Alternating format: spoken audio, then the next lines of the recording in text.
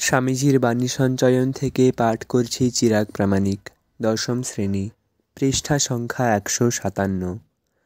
আমাদের সর্বদাই জানা উচিত যে পরোপকার করতে যাওয়া এক সৌভাগ্যের কার্য। উচ্চ মঞ্চের উপর দাঁড়াইয়া দুটো পয়সা নেড়ে বেটা বলিয়া গরিবকে উহা দিও না, বরং তাহার প্রতি কৃতজ্ঞ হও যে সে গরিব হওয়াতে তাহাকে সাহায্য করিয়া তুমি নিজের উপকার করিতে সমর্থ হইতেছ। যে প্রতিগ্রহ করে সে ধন্য হয় না, দাতাই ধন্য হয়। তুমি যে তোমার দয়া শক্তি জগতে প্রয়োগ করিয়া আপনাকে পবিত্র ও সিদ্ধ করিতে সমর্থ হইতেছ, তজ্জন্য তুমি কৃতজ্ঞ হও। সব ভালো কাজই আমাদিগকে পবিত্র ও সিদ্ধ হইতে সহায়তা করে। জয় স্বামীজি। স্বামীজির আহ্বান থেকে পাঠ করছি পৃষ্ঠা সংখ্যা 45। স্মৃতি মাইতি, দ্বাদশ শ্রেণী। লোকে বলিয়া থাকে বাঙালি জাতির কল্পনা শক্তি অতি প্রখর। আমি উহা বিশ্বাস করি। আমাদিগকে লোকে কল্পনাপ্রিয় ভাবুক জাতি বলিয়া উপহাস করিয়া থাকে। কিন্তু বন্ধুগণ, আমি তোমাদিগকে বলিতেছি, ইহা উপহাসের বিষয় নয়, কারণ প্রবল উচ্ছ্বাসেই হৃদয়ে তত্ত্বালোকের স্ফুরণ হয়।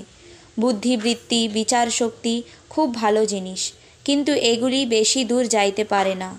ভাবের মধ্য দিয়াই গভীরতম রহস্যসমূহ উদ্ঘাটিত হয়। অতএব বাঙালি দ্বারাই, ভাবুক বাঙালি দ্বারাই ওই কার্য সাধিত হইবে। জয় স্বামীজি।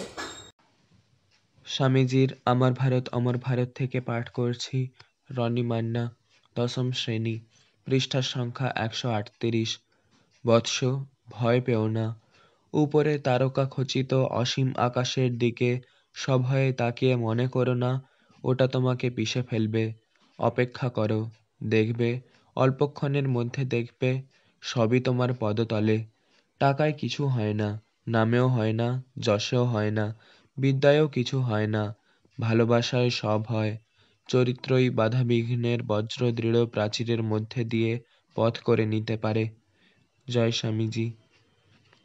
স্বামীজির আমার ভারত অমর ভারত থেকে পাঠ করছি অঙ্কুশ্রী শাসমল, নবম শ্রেণী, পৃষ্ঠা সংখ্যা 86। কর্মের দ্বারা মুক্তি লাভ করতে হলে নিজেকে কর্মে নিযুক্ত করো, কিন্তু কোনো কামনা করো না। ফলাকাঙ্ক্ষা যেন তোমার না থাকে।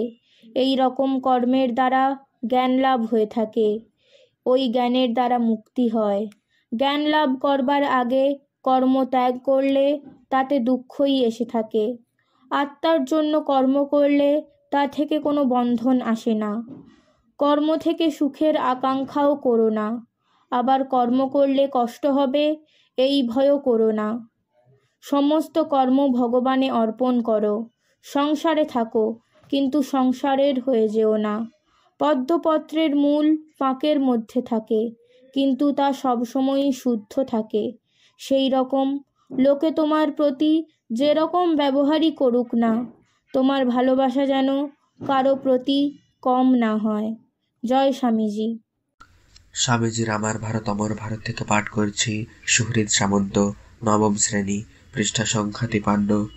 সমস্ত ত্রুটির মূলই এখানে যে সত্যিকার জাতি যারা কুঁড়ে ঘরে দিন কাটায় তারা তাদের ব্যক্তিত্ব ও মনুষ্যত্ব ভুলে গেছে। হিন্দু, মুসলমান, খ্রিস্টান প্রত্যেকের পায়ের তলায় পিষ্ট হয়ে হয়ে তাদের মনে এখন এই ধারণা জন্মে গেছে যে ধনীর পায়ের নিচে নিষ্পেষিত হবার জন্যই তাদের জন্ম। তাদের লুপ্ত ব্যক্তিত্ব বোধ আবার ফিরিয়ে দিতে হবে, তাদের শিক্ষিত করে তুলতে হবে। জয় স্বামীজি।